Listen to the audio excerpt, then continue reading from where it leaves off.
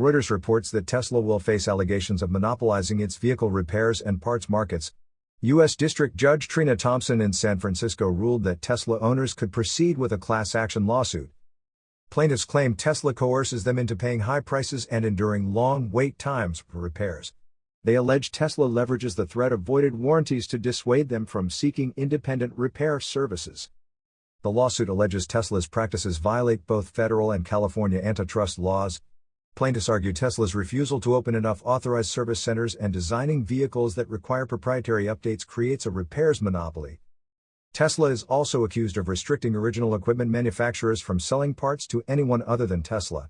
Judge Thompson found substantial evidence supporting these claims on June 18, 2024. She noted Tesla's restrictive policies force owners to make undesired purchases, a form of tying illegal under antitrust laws. Tesla's legal team dismissed the lawsuit as based on an illogical theory. They argue it is counterintuitive for Tesla to degrade its repair and parts services, jeopardizing its profitable business. The lawsuit combines 5 separate complaints from vehicle owners who have paid for Tesla repairs and parts since March 2019. Plaintiffs seek remedies including dismantling Tesla's alleged monopolies, reimbursement for overpaid services, and making repair manuals available to independent shops.